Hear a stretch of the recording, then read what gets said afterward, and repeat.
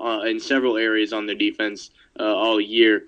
You look at Haloti Nada with a knee injury. He might not play in the next game. And, Ed Reed constantly battling his injuries. But more focused on Ray Lewis. That's just a huge blow. I think everybody knows, what a leader he was. And granted, he will still be there in some sense. But it's just a physical presence that you really can't replace. You look at some guys, you have good players and you have Hall of Famers. And I always felt that there was a step even above Hall of Famers, and that's just being legendary. And I think, 10, 20 years from now, you'll see people that have never seen Ray Lewis play, but will hear the legend of him, similar to Johnny Unitas or someone of that nature. Just the legendary presence of Ray Lewis. There'll be Ravens fans 30, 40 years from now that, oh, my dad told me the story about this guy, Ray Lewis, and he was just a monster. It's just a legendary presence that there's simply no way to replace.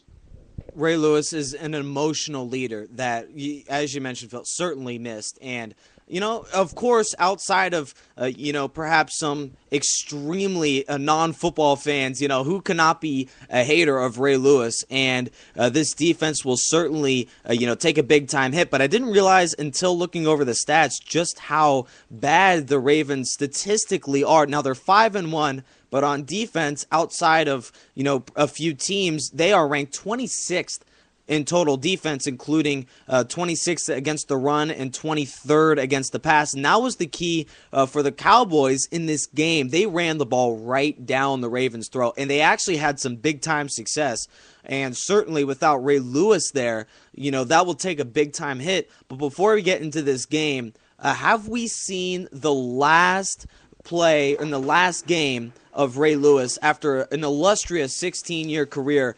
Certainly, Ray Lewis making his scene. I will not be taken off this field. This shows the passion that he has. He will not be taken off this field until someone drags him off the field. And, I would not, that's not a stretch for this Ravens linebacker, but have we seen his last game? In my mind, we really haven't. He is such a passionate player. He'll make a comeback, and next year, as the football season gets brewing, certainly there'll be more intensity there. But have we seen the last of Ray Lewis over in Baltimore?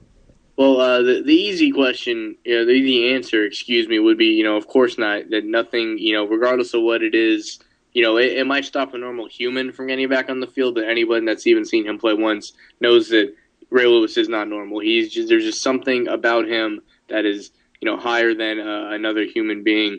But when you really look at it, and John Harbaugh's even come out and said it, that it will be his decision and his decision alone if he wants to come back, because he has to look towards his future. His son is about to start his freshman year at the University of Miami as a running back, and Ray has already expressed his opinion how he wants to be at as many of those games as possible.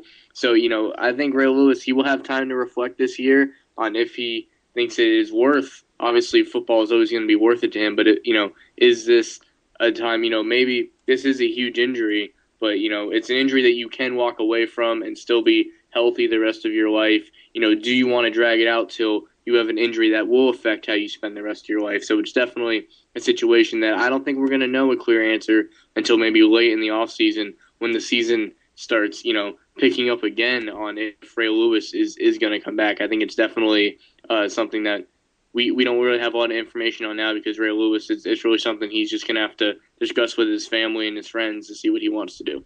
Just an off-the-field impact. Now, take the game aside. Obviously, he is the most impactful player on the entire Baltimore squad, but certainly he's not the same linebacker that took the field a few years ago. 16 years of hard hits, of brutal takedowns, and of over 100 tackles in almost every single season for Ray Lewis.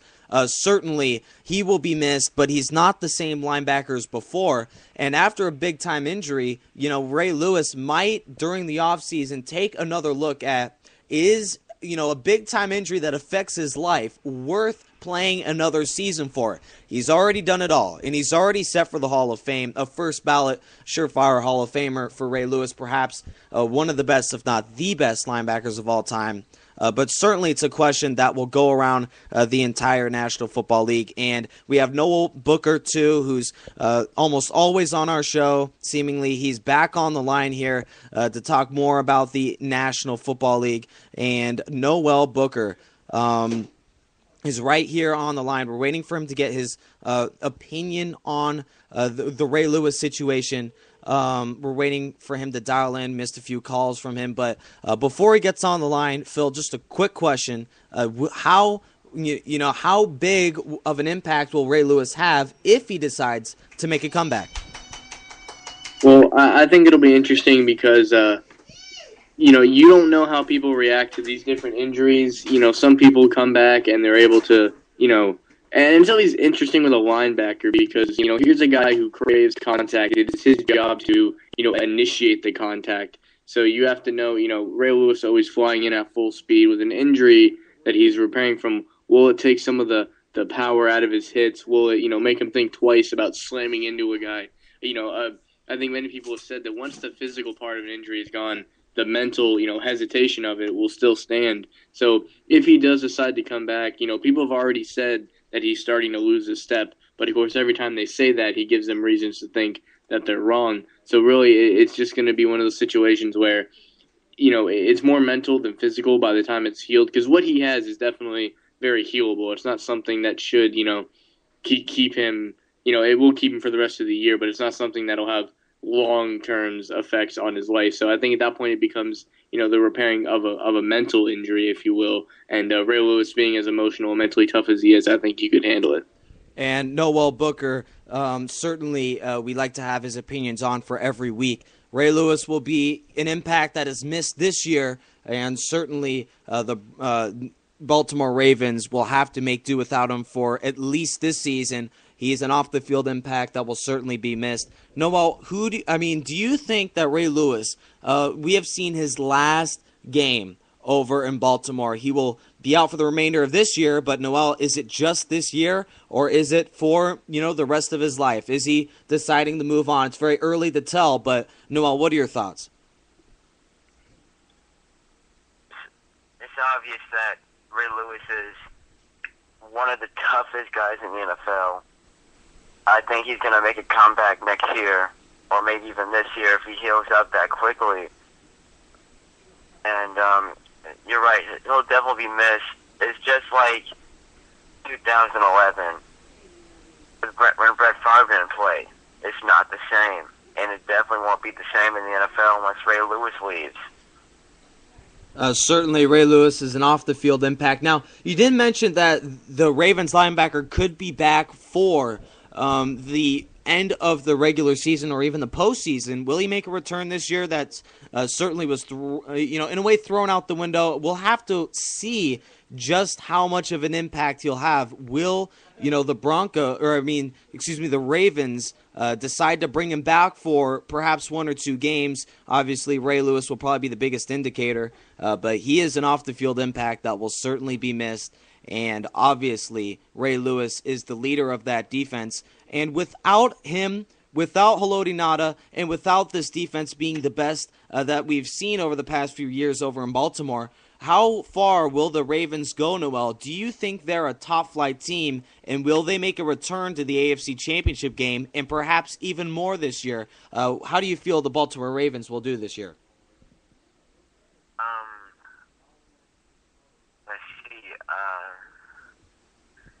Well, the defense is definitely going to hurt them because they're known for having an excellent defense.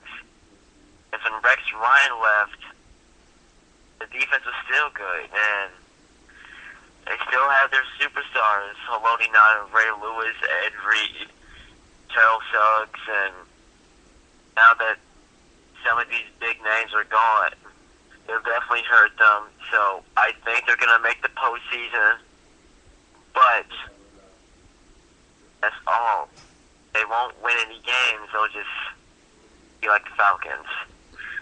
Certainly, the Falcons' blow from last year, certainly the Ravens would not like to have a repeat of what the Falcons did last year. Before we let you go, Noel, any lasting thoughts on NFL Week number 6? Certainly a lot of impactful games. Any remaining thoughts, Noel?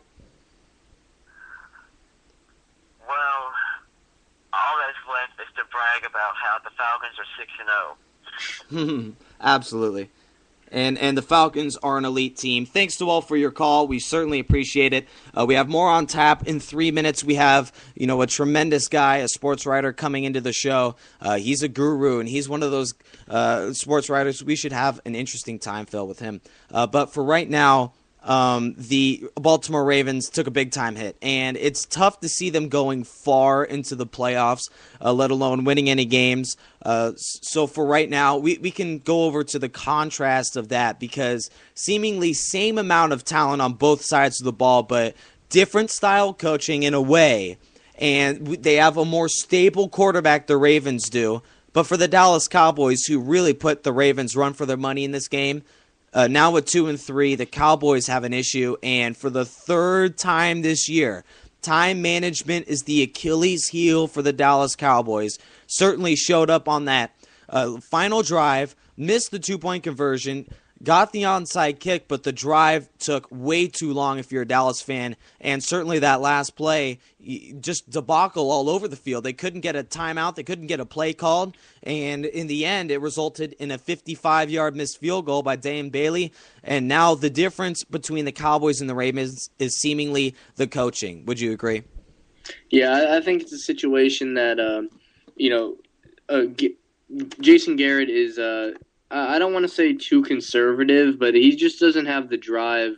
People have always said that he's a player's coach, but there's certain ways to look at that. A player's coach could mean being a former player, he understands the lifestyle, he understands what people mean. But the other way you look at a player's coach is someone who just lets players walk all over him, and I definitely think he's more of one of those guys. You look at them, and I think that last play says it all. They don't get up to the line to spike it. They don't, throw a ball out of bounds to stop the clock. Everyone just kind of lollygags around. The receivers don't, get back to their spot, regardless of what's going to happen. And, frankly, I love it being an Eagles fan, seeing the Cowboys the way they are. And I think that's what happens when you throw all these big names in there and you just expect it to work. Nothing in this world works as good on paper as it does in real life. Sometimes it can even work better, but it never looks exactly the way you drew it up. So it just depends on how you're able to, change things and alter it and make it successful. So you look at the Cowboys, and clearly they're just a mess right now, and I would not be surprised if this continues, if the Cowboys are looking for a new coach by the end of the year.